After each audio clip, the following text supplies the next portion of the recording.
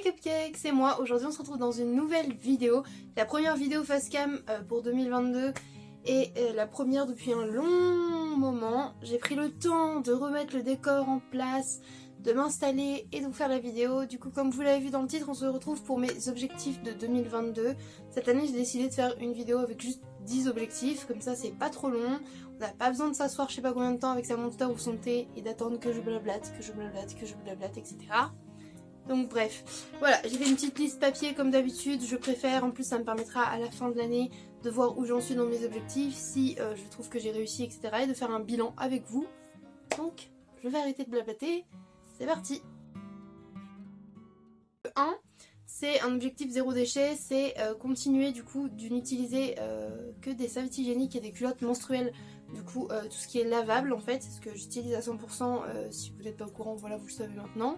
Je trouve que c'est beaucoup mieux d'un point de vue écologique, mais d'un point de vue économique et également d'un point de vue confort. À savoir que la plupart des serviettes jetables, moi, me faisaient des irritations, des choses comme ça, excepté la marque Love and Green que j'achète de temps en temps. J'ai toujours un paquet de protège-slip et de serviettes hygiéniques jetables à la maison et il me fait plusieurs mois, si ce n'est quasiment toute l'année. Je crois que l'année dernière j'en ai acheté que 2 fois. Et c'est vraiment pour quand j'arrive à court de mes serviettes lavables parce que j'ai eu un flux très abondant ou ce genre de choses. Mais ce qui serait vraiment cool, c'est que j'ai assez de serviettes lavables et de culottes menstruelles pour ne plus avoir besoin d'acheter du coup des serviettes jetables. Voilà. Numéro 2, j'ai mis composter encore et toujours plus. Je sais pas si vous savez, mais dans le jardin on a 2 gros bacs de compost et ce que j'avais fait, c'est que j'avais mis en place un seau devant la maison, comme ça tous les jours on avait une petite plaque à la maison et tous les jours on la vidait dans le seau, puis le seau quand il était plein allait au compost dans le fond du jardin. Mais on s'est plutôt relâché là-dessus durant les quelques derniers mois. J'ai remarqué qu'on jetait de plus en plus les poubelles, certains trucs compostables en fait dans la poubelle et ça me fend le cœur parce qu'on a 2 composts et que je trouve ça stupide de les jeter à l'intérieur de la maison. Ça remplit les sacs poubelles, ça augmente du coup notre volume de déchets, on doit changer la poubelle plus souvent et en plus de ça on ne fait pas de compost. Donc vraiment reprendre le compost correctement, remettre en place. Il faudrait que je rachète une petite plaque pour la maison parce que celle qu'on avait en fait a fini par s'éreinter et fuir en fait. Donc du coup quand on mettait par exemple des plats en sauce et tout avant de les sortir, enfin des restes de plats en sauce entre guillemets qui allaient à la poubelle ou ce genre de choses, ça fuit. Donc du coup même juste des épluchures de fruits juteux ou quoi, ça fuyait partout, c'était un peu chiant. Il faudrait que je retrouve un saladier ou un truc à la maison qui servirait à se transvaser dans le seau, puis le seau dans le compost, etc. Vous avez compris le cheminement. Ensuite en numéro 3, j'ai mis continuer à faire maison au maximum la cuisine et également du coup repasser sur des menus à la semaine au max. Après voilà, même si c'est pas parfait et que j'ai pas toujours plein d'idées, c'est vrai que le fait de noter les menus avec ce qui reste à la maison et avec même de ce qu'on a envie pour savoir ce qu'on a besoin d'acheter aux courses, etc. C'est pratique parce que c'est économique dans le sens où on utilise souvent, on fait les menus en ouvrant les placards, etc. Donc en utilisant un maximum de ce qu'on a à la maison sans avoir besoin forcément de racheter. Et même si on a besoin de racheter, ça permet de voir ce qu'on a besoin et pas juste d'acheter 3 millions de trucs en plus qu'on va peut-être perdre, etc. Même si nous on a très peu de gaspillage alimentaire à la maison de ce côté-là, puisqu'on fait toujours très attention à tout finir, etc. Parce que faut même pas gaspiller de toute façon. Et avec Doudou, on n'a pas le temps de gaspiller, ça va. Quand il faut finir quelque chose, même s'il en a déjà mangé 2 jours, il va dire c'est pas grave, je vais le manger, y a pas de souci. Donc c'est très bien, mais voilà, vraiment continuer sur cette lancée. Pour ce qui est du fait maison également, sur les goûters, je me suis relâchée un petit peu. C'est vrai que j'ai pas mal tendance à racheter des paquets de gâteaux faits, alors que je suis à la maison, que je pourrais pâtisser. J'ai eu un gros moment où ça allait pas ouf et j'avais pas envie de cuisiner. Mais là j'ai repris un peu les habitudes et c'est vrai que ça fait du bien. Donc repasser au max sur du fait maison, etc. ça peut être vachement cool. Ensuite en numéro 4, j'ai mis essayer d'avoir un bon rythme de sommeil. Et j'ai bien mis essayer parce que si vous me suivez, si vous me connaissez un peu, vous savez que mon sommeil c'est vraiment catastrophique. Genre quand je fais une nuit de 4-5 heures, je suis en mode waouh, je fais une grosse nuit là, j'ai bien dormi hein.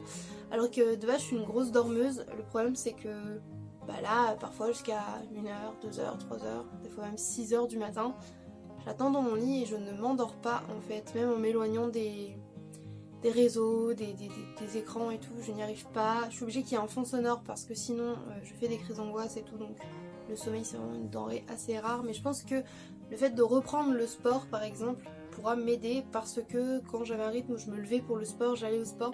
Le soir j'étais fatiguée mais c'était de la bonne fatigue et j'arrivais à m'endormir avec cette fatigue en plus ajoutée en fait. Que là je suis vraiment KO souvent, mais c'est plus de la fatigue morale, je suis fatiguée mentalement et ça m'aide pas à m'endormir parce que du coup ça me pousse sur d'autres réflexions, ce genre de choses, et mon cerveau il s'arrête pas et je ne dors pas. Donc cette année, mission sommeil, essayer de reprendre un bon rythme correct, sachant que là quand on essaie de reprendre un rythme avec l'école et tout, avec le Covid, les classes fermées, les choses comme ça, bah j'ai pas d'obligation pour me lever à 7h30, donc du coup c'est vrai que je me dis bah tant pis, j'ai envie de rester au lit un peu plus longtemps, etc. Surtout quand les garçons ils dorment. Je suis vraiment chiante, hein, j'arrête pas de dire voilà ou etc. Je suis désolée. Numéro 5, du coup bah, j'en ai parlé un petit peu vite fait là, c'est la reprise du sport, vraiment remettre ma routine sportive comme elle l'était, puisque en 2020 vraiment j'ai commencé le sport et j'adorais ça. Et enfin, d'ailleurs fin 2019 il me semble, 2019-2020, et du coup bah je vous fais pas un dessin mais Covid, fermeture des salles, patati patata, ça m'a pas aidé à garder le rythme, vraiment pas. Et après quand il a fallu s'y remettre, bah ça a été compliqué. Là, Doudou travaille énormément, donc du coup il y a très peu de moments où je peux y aller. Quand je peux y aller c'est quand les enfants sont à l'école, mais vu qu'en ce moment les enfants ne sont pas à l'école, vous voyez, et j'ai une excuse tout le temps. Là je devais y aller quand il y avait Maëva et Lulu, il y a plusieurs fois où je leur ai dit ouais demain je vais au sport et tout, et après ah mais là on s'est couché tard, ah ouais mais là j'ai envie de faire ça, ah ouais mais là du coup on est qu'à contact, on peut plus y aller, enfin du coup j'avais toujours un truc qui n'allait pas. Donc ça serait vraiment bien que je m'y remette cette année, surtout que ça me manque parce que j'aime vraiment bien ça et que j'ai vraiment l'impression d'avoir repris du poids, ou du moins et des centimètres au niveau du tour de taille et tout, parce que mon poids reste plus ou moins stable je crois. Il faut que je m'achète une balance aussi parce que j'en ai deux et il n'y en a aucune qui fonctionne, je ne comprends pas, même en changeant les piles, pourtant je ne leur ai rien fait de mal, en numéro 6, j'ai mis penser à toujours plus m'hydrater parce que j'ai beaucoup de mal à boire de l'eau. Clairement, je consomme énormément de boissons énergétiques, ça vous avez dû le remarquer, de la Monster principalement, et du coup mon but ce serait vraiment d'essayer de réduire ça et de réaugmenter ma consommation d'eau, parce qu'il y a plein de fois où le matin je me lève et je peux pas m'asseoir ou quoi parce que j'ai vraiment extrêmement mal aux reins, rien qu'en inspirant comme ça me tire sur les reins, mais à m'en faire vomir, vraiment tellement que j'ai mal. Et en fait c'est simplement parce que je ne m'hydrate pas assez, je bois très peu d'eau et c'est pas bien. Du coup bah, j'ai repris le rythme pour faire attention à plusieurs jarres, j'ai toujours une bouteille d'eau le soir à côté du lit, je bois plus la nuit, mais du coup j'ai pas le quota d'eau suffisant dans la journée, je le ressens même quand je vais aux toilettes, instanglable n'est-ce pas? Et du coup il faut vraiment que je repasse ça et que je fasse attention à ma santé, parce que entre ça et mes anémies courantes, j'ai beaucoup de mal. Donc là je bois énormément de thé aussi, mais il me semble que le thé n'aide pas à l'absorption du fer, donc c'est compliqué, mais c'est un des seuls moyens que j'ai pour m'hydrater. Du coup je suis en mode Nya. Désolée, je reçois un message, ça me fait extrêmement rire par rapport à ça. Bref, ensuite en 7, oui là j'ai décidé de faire le chiffre alors que je le faisais pas juste avant, mais c'est pas grave. J'ai décidé que cette année je vais avoir au moins un tatouage et un piercing de plus, parce que j'adore ça, et là ça va faire genre 3 ans que je me suis fait tatouer et j'ai pas eu de nouveau tatouage, et je croise les doigts parce que normalement on devrait avoir rendez-vous, on attend la validation pour septembre, je vous en reparlerai de toute façon, on croise les doigts. Ensuite en 8, j'ai mis du coup cocher 10 objectifs de ma liste de choses à faire avant de mourir. Ah oui, cette liste, la fin de phrase paraît un peu glauque, mais j'ai un carnet qui est très beau, dans lequel j'ai commencé à écrire une liste en fait de toutes les choses que je veux réaliser avant de mourir. Je suis quelqu'un d'assez pessimiste et j'ai très peur de la mort, et bref, j'ai fait une liste de choses, je peux vous citer des exemples, mais simplement dans ma liste par exemple il y a avoir au moins une fois les cheveux noirs dans ma vie. Voilà, complètement, c'est déjà arrivé, check. Être amoureuse, me marier, avoir des enfants. J'ai tout remis comme ça depuis le début, ce que j'avais mis dans mon ancienne liste qui était tout abîmé et que du coup je voulais réécrire. Même si ceux qui étaient déjà cochés, mais comme ça elle est réécrite au propre dans un beau cahier Serpentard en plus. Parfait. Il y a des exemples, il y a des choses comme la dernière fois je me suis rendu compte en parlant avec Maëva dans une discussion toute bête que je n'ai jamais goûté de sandwich glacé. Genre vous savez, de la glace là avec de petits biscuits. Donc je me suis dit bah je veux goûter un sandwich glacé avant de mourir, genre au moins une fois dans ma vie. Allez hop, je note. Il y a des choses toutes bêtes comme aller rencontrer telle personne, une personne avec qui je parle depuis longtemps, j'ai jamais pris le temps d'aller la voir, bah aller la voir, voyager à tel endroit, passer une après-midi en compagnie de ma meilleure amie à boire du bubble tea par exemple. Voilà, ça part de trucs vraiment tout bêtes à des trucs un peu plus difficiles à réaliser, mais ça me permet du coup d'avoir des choses, et le fait de cocher des choses, j'ai l'impression d'avoir été productive et de pas avoir rien fait de ma vie. Je sais pas si vous voyez ce que je veux dire, mais Voilà, c'est important. J'aime les listes, hein, vous avez bien remarqué, j'en fais tout le temps, j'adore ça. Et du coup je me suis dit qu'un bon objectif ce serait d'en coucher au moins 10 cette année, sachant comme je vous ai dit il y a vraiment des petits trucs simples à des trucs plus compliqués, mais genre voilà. De toute façon je pense que je vais voir cette année là, ceux que je coche, je mettrai 2022 à côté au crayon de papier et comme ça à la fin de l'année on verra si j'ai réussi et ceux que du coup j'ai réalisé cette année. En numéro 9 du coup j'ai mis être régulière sur Instagram, en story, etc. Parce que c'est vrai que je publiais un peu moins de posts et de stories, mais je me suis remise un peu plus, j'essaye vraiment ça, j'adore ça. Mais du coup je veux pas que ça fasse trop, que ça soit trop pour vous hein, entre les vlogs et les stories, que ça se ressemble trop et tout, donc le temps de trouver un bon équilibre. D'ailleurs si vous ne me suivez pas sur les réseaux, n'hésitez pas, ils sont en barre d'infos et je suis vraiment quand même pas mal présente sur Instagram et j'adore Instagram. Et sur Insta au moins vous pouvez m'envoyer des messages privés si vous avez besoin de parler, si vous avez des questions, des choses comme ça, n'hésitez pas, je réponds toujours, ça me fait très plaisir et même parfois je mets des sondages sur des choses que je fais en vidéo, genre sur mes nouvelles couleurs de cheveux, etc. Je vous laisse décider pour certains trucs et pour certains autres formats de vidéos que j'aimerais réaliser cette année, je ferai des sondages également, donc c'est pas mal si vous me rejoignez là-bas pour pouvoir participer à ça et donc participer aux vidéos que vous regardez ici, voilà.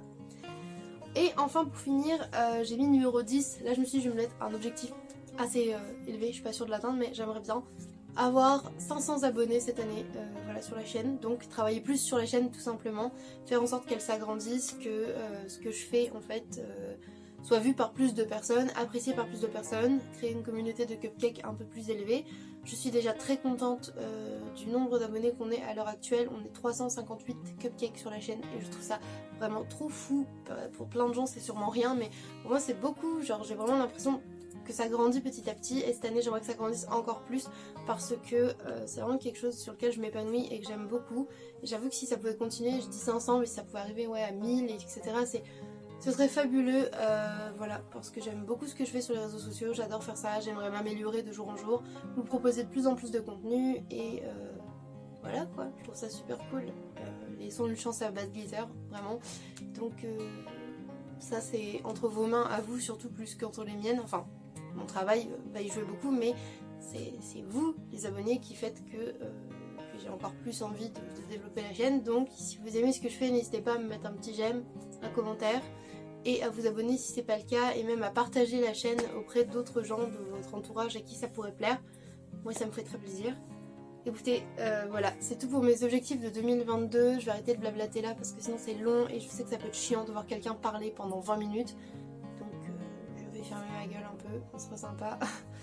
Du coup, n'hésitez pas à me dire à vous en commentaire c'est quoi vos principaux objectifs de cette année. J'espère que du coup vous passez un bon début d'année malgré tout ce qui se passe partout. Prenez soin de vous, prenez soin de vos proches, pensez à dire je t'aime à ceux que vous aimez, ça c'est hyper important. Moi c'est limite, c'est pas dans mes objectifs parce que c'est quelque chose que je fais énormément, rappeler aux gens que j'aime que je les aime. Voilà, juste un je t'aime, un mot gentil, un compliment. Voilà, partagez du bonheur aux gens, souriez-leur, même à travers votre masque, ça se voit quand vous souriez, soyez gentils, voilà c'est bien. Et bah voilà, écoutez, je vous fais des gros bisous et je vous dis à bientôt pour une prochaine vidéo Facecam. Bye mes cupcakes!